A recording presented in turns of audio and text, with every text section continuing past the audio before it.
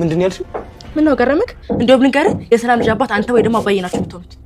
ቆይ አንቺ የምትናገሪውን ታውቂዋለሽ? እናታን በቃ ተረጋጋ። ይሄ እኮ አንዳንዴ የምታወራውን አታውቅም። አንቺ ልጅ ግን ጤነኛ ነሽ? ሰላም ማለት እኮ እህቴም እናቴም ናት። ወይ አባትሽስ ለምንድን ነው እንደዚህ የምትይው? እና እኔ ሴቷ አስረገዝኳት? እዚህ ቤት ያላችሁት ወንዶች አንተና አባዬ ናችሁ። አለቀ በቃ። ኧረ በእናትሽ እቢ ምንድነው የሚታሰበው ሁሉ እኮ አይጎራም። እስኪ አንዱ ነገር እንኳን በውስጥሽ ይዘሽውቅን። በጣም ሲበዛ ነውረኛና ባለጌ ነሽ። እሺ ሰላም ያረገዘችው ከደረጀ ነው አላለችልሽ መሰለሽ? ግን ቢሆን አንቺ ምን ትያለሽ? በጣም ወደው ወደፊት ባሌ ነው። እኔን ሳይሆን ባሏን ስለምታምነው ነው። አትወደኝም? አባትሽን ከሌላ ሴት ጋር የምትጠረጥሪ ባልሽን ከስንት ሴት ጋር እንደምትጠረጥሪ መገመት በጣም ቀላል ነው። አቢጌል ነች አይደለም እንደዚህ እያለች የምትነግርሽ? አዎ ራስን ችግር ውስጥ አትክተት ነው ለማትወደድሽ ለራስ ፈልጋት ነው አይደል? አንተ እህቴ እኮ ናት። ኧረ እኔ እህቱ አይደለሁም። በጣም ነው የምወደው። ይኸውልህ ተረጋጋው። እኔ አንቺን አጥቼ መኖር አልችልም። ጅል ታዲያ እኔን አትመኑ ካልቻልክ ለምን ድብን አትልም? አንተ ራስን ችግር ውስጥ ከታለ እያልኩ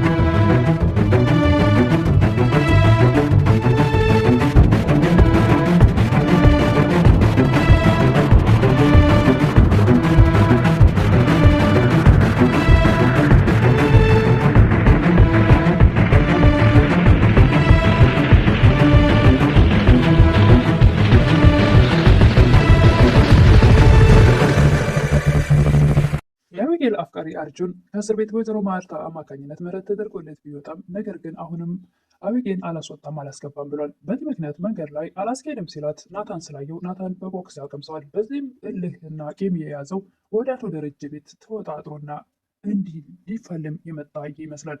በዚህም ምክንያት ዳጣም ሆነች አቢጌ እጅግ በጣም ደንግጠዋል። አቶ ደረጀ አቢጌን ለ2 ዓመት ውጭ ወዳሉት ቤተሰቦች ላካትና እዛ ትንሽ ተምራና ራሷን ለውጣ ትምጣ ይላሉ። ወይዘሮ ማርታም በፍጹም ከልጄ ልለይ አልፈልግም፣ እሷ እንደዚህ ጸባዩ የተቀየረው ዳጣ ከመጣች በኋላና ለዳጣ ቤት እንከራይላት ይላሉ። በፍጹም ዳጣ ከዚህ ቤት አትወጣም ይላሉ አቶ ደረጀ። ወይዘሮ ማርታም የእሷ ስም ሲነሳ ለምንድነው እንደዚህ የምትሆነው? ያልወለድካትን ልጅ ከልጆች እኩል ስታይ ደስ ይለኛል፣ ነገር ግን አንዳንድ ጊዜ በጣም ከልክ ያልፋል። አበጌ ነች አይደል እንደዚህ እያለች የምትልክሽ ይላሉ አቶ ደረጀ። አዎ እሷ ይሄን ያስጨንቃታል። እንደውም እሷ የምታስበውን ብታውቅ ኖሮ ሌላ ነገር ነበር የሚፈጠረው። እሷ ምንድን ነው የምታስበው? አቶ ደረጀ። ወይዘሮ ማርታም ወዲያውኑ ይሸፋፍናሉ። አርጁንም ወደ አቶ ደረጀ ቤት በእልህ ተወጣጥሮ ገብቷል። ማን ይሆን አሸናፊው? አርጁን ወይስ ናታን? እነ ዳጣ አግዘውት ይፋለሙት ይሆን? እሱን አብረን እንይ። ሰላም ጤና ይስጥልኝ ውድና የተከበራችሁ በመላው ዓለም ያለ ኢትዮጵያና የተመተረፈ ነው። እግዚአብሔር ይመስገን ደህና ነኝ። ዳጣ ክፍል 39ን አብረን እናያለን። የባለፈው ክፍል አቢጌ ናታንና ዳጣን የሰላም በል ታውቁታላችሁ እናንተ ትላለች።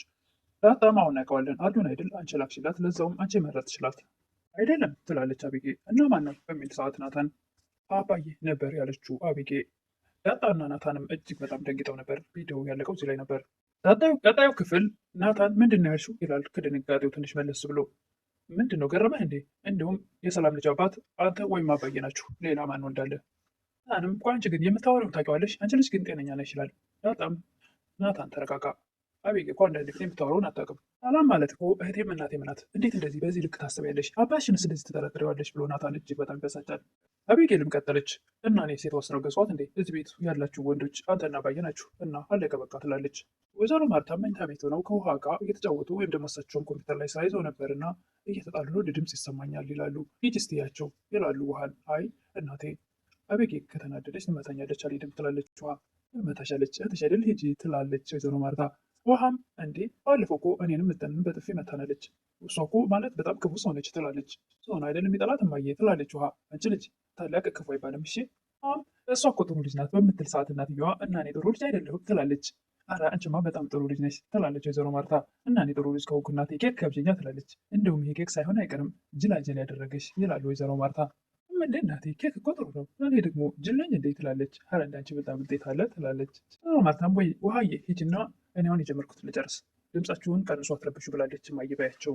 ወይዘሮ ማርታም ጭቅጭቃቸው ስለበዛ ይሄ እነዚህ ነገር ምንድን ነው ከዛች ልጅ ጋር ጭቅጭቅ ጀምራለች ማለት ነው ብለው እራሳቸው ሊያዩ ይሄዳሉ።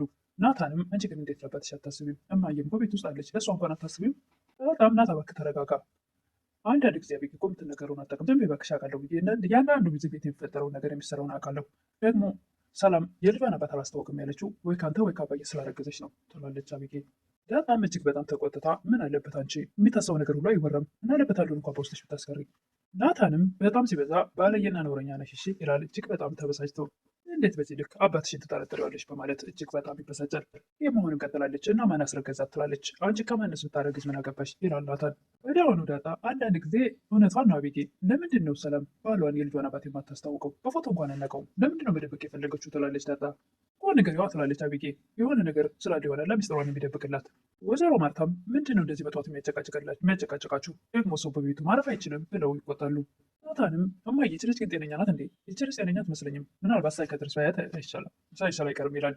ያደረግሽ ይላሉ ወይዘሮ ማርታ። እማዬ ምንም አላደረኩም ትላለች ዳጣ። ምንድን ነው እባክሽ ያደረገችው ትላለች ወይዘሮ ማርታ። ዳጣም እትዬ እባክሽ ይለፍሽ። ናታንም ተነስቶ ካጠገባቸው ይሄዳል። ወይዘሮ ማርታም ናታን በዚህ ልክ ሲበሳጭና ሲናደድ አይቼው አላውቅም፣ የተፈጠረውን ንገረኝ ትላለች። ወይዘሮ ማርታም የቀረሽ እሱ ነበር ብለሽ ደግሞ ከናታን ጋር መጨቃጨቅ ጀመርሽ ብለው በጣም ይቆጣሉ። ናታንም ለአቶ ደረጀ እኔ ግን አባዬ ኤቢ ጤነኛ አትመስለኝም ይላል። ጤነኛማ ጤነኛ ናት፣ ነገር ግን የምታደርገውን አታውቅም እንጂ ይላሉ አቶ ደረጀ። ችግር የሚባለውና የማይባለው ለይቶ አለማወቅ ነው እንጂ ልጅቷ በጣም ፈጣንና ጤነኛ ልጅ ናት ይላሉ። አቶ ደረጀም ማርታ ናት እንጂ እኔማ ከዚህ ሀገር ላስወጣት እያሰብኩ ነበር ይላሉ። ናታንም ይሄ ጥሩ ሀሳብ ነው፣ እንደውም ስኮላርሺፕ አፈላልጎ መላኩ ሳይሻል አይቀርም ይላል። ደረጀ ሰው በወለደው ደስተኛ ይሆናል እንጂ ይጨነቃል እንደ ናታን ይላሉ።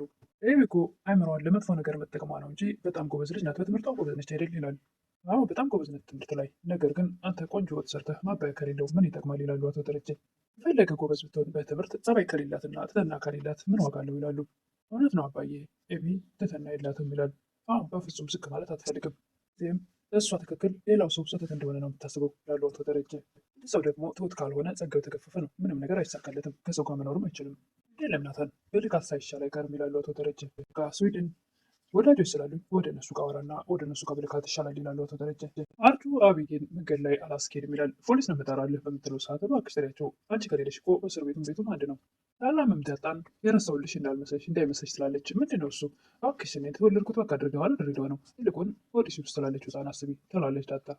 ትሰሚያለሽ ሰላምዬ፣ ኤቢ ስለምታስበው ሀሳብ ብትሰሚ እንኳንም አልሰማሻት ትላለች። ምንድን ነው እሱ እንደምታስበው ትላለች ሰላም። ከባድ ነው ትላለች ዳጣ። ከባዱ ላንቺ ነው እባክሽ፣ ኤቢ ምንም ልታስብ እንደምችል አውቃለሁ ትላለች ሰላም። አረ ይህስ በጣም ይከብዳል ትላለች ዳጣ። ምን ብላ ነው ትላለች ሰላም። ዳጣም ወዲህ ውስጥ ያለውም እንዳይደነግጥ አንቺም እንዳይደነግጭ በጣም ከባድ ነው ትላለች። ምን ትላለች መሰለሽ አቤጌል፣ ናታንን ሰላም ያረገዘችው ወይ ካንተ ወይ ካባዬ ነው አላለች መሰለሽ? ማነው እንደዛ ያለችው? ለናታን ነው ብላ በተረጋጋ መንፈስ ታወራለች ሰላም። እንዴ ጭራሽ አትደነግጥም እንዴ ትላለች ዳጣ። ደነግጣለሁ፣ ለእኔም እኮ ለራሴ ነግራኛለች፣ ከዚህ በፊት እንደዛ ብላኛለች ትላለች ሰላም። ለምን የማትደነግጭው ሰላም? ይሄማ ያስጠረጥራል ትላለች ዳጣ። ምን ቢያንስ እኔም ባታምን አባቷ ማመን ነበረባት፣ አባቷ መጠጠር አልነበረባትም። ለነገሩ እሷ እንኳን ሰውን ደግሞ ጥለዋን አታምንም ትላለች ሰላም። ይህም አርጁንን ዞር ብል ፖሊስ ካጠገቧ እንዳደርስ ብለዋል፣ ከዚህ በኋላ ብትደግም እድሜ ልክህን ትታሰራታለህ ትላለች። ይህና አርጁን እንደዛ መንገድ ላይ እየተከራከሩ ናታን ይደርሳል። አይ አይደል ወንድም የላትም ብሎ መንገድ ላይ አስቆመው አሁንም በድጋሚ እየተጨቃጨቀ ነው ትላለች።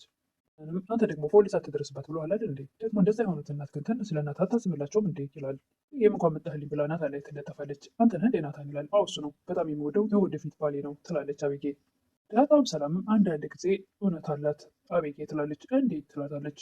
እንዴ አንቺ የልጅሽን አባት አላስታወቅም ስላልሽ ደህና ቆንጆ መንገድ ከፈት ሲላት ልትጠራጠርም እውነት አላት ትላለች። ግን ደግሞ የልጅሽን አባት አላስታወቅም ብለሽ እንደገና ደግሞ የውሸት ባልፈልግን ስትይ ነበር፣ ስለዚህ ቆንጆ መንገድ ነው ለሷ ትላለች። እትዬ በጣም ጥሩ ሰው ናት። ሰራተኛዋ ቤት ውስጥ አርጉዛ ቁጭ ብላ የልጇን አባት አላስታወቅም ስትል እንኳን መጠራጠር ሌላ አያስከትልም እንዴ ትላለች ዳጣ። ሰላምም እሱ ልክ ነሽ፣ እትዬ እኮ ግን እኔን ሳይሆን ባሏን ስለምታምነው ነው። በጣም ሰላም እያንችንም ታምንሻለች ትላለች። ሰላም ደግሞ ግን ቢሆን ይሄ ነገር አንቺ ምን ትያለሽ ትላለች። ትላለች ዳጣ። አቤጌል ያለችው ነዋ ትላለች ሰላም። ዳጣም ያልጠረጠረ ተመነጠራለች አቤጌል። ለማንኛውም ሰላምዬ ይሄ ነገር ስለማይሆን እኔ በፍጹም እንደዚህ አላስብም ማለት በጭራሽ አልገምትም ይሄን ነገር ትላለች።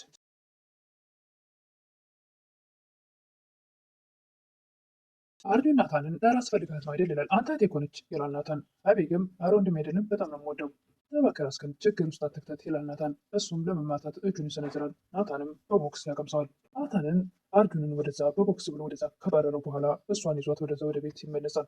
እሷም ስለተደባደብክልኝ በጣም አመሰግናለሁ ትላለች። እኔ ላንቺ ብዬ አይደለም ኃላፊነቴን የተወጣሁት፣ መደብደብ ልክ አይደለም ይላል ናታን። እና ለምን መታው ትላለች አቤጌ። ሊያወራኝ ፈቃደኛ ስላልሆነ በትክክል ሊያወሩሽ ካልቻሉ ጥቃት አንቺ ላይ ከማድረሳቸው በፊት የግድ ያለሽ አማራጭ ይሄ ነው ይላል ናታን። ለኔ ብለህ የተደባደብከው ስለምትወደኝ ትላለች።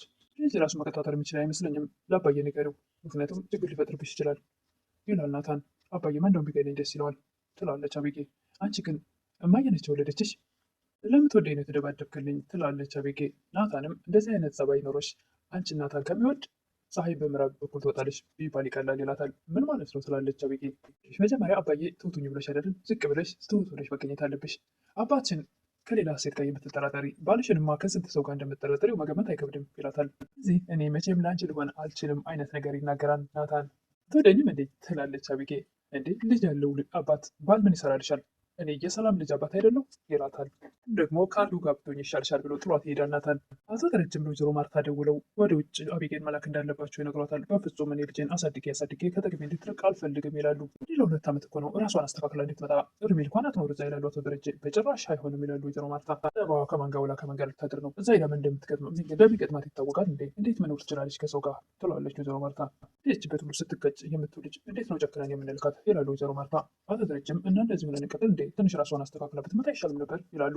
ለዳጣ ለምን ቆንጆ ቤት ፈልገን እንከራይላትም ይላሉ ወይዘሮ ማርታ። እኮ ከእሷ ጋር ነው ችግሯ፣ እሷ ከመጣች በኋላ ነው እንደዚህ ጸባዩ የተቀያየረው ይላሉ ወይዘሮ ማርታ። ይህም ለዳጣ ናታን ተደባደበልኝ ትላለች። ናታን ሰው ደበደብክ ትለዋለች። አዎ ተደባደበልኝ፣ ለዛውም አሉን ወይ እሱ ነው እንዴ? ደግሞ ደህና ሰው የደበደበ መስሎኝ ትላለች ዳጣ። ናታንም እባክሽ የቀስም ስራ ነው የሰራሁት ይላል። አቶ ደረጀም በጭራሽ ለዳጣ ቤት እንከራይላትም እዚሁ ነው የምትኖረው ይላሉ። ለምንድን ነው እሷ ስትነሳብህ እንደዚህ ስሜታዊ የምትሆነው ይላሉ ወይዘሮ ማርታ። ያልወለድካትን ልጅ እንደ ልጆች እኩል ማየትህ ደስ ይላል፣ ነገር ግን አንዳንድ ጊዜ በጣም ከልክ ተበዛዋለህ። ይህ ጤነኝነት አይመስለኝም ትላለች ወይዘሮ ማርታ።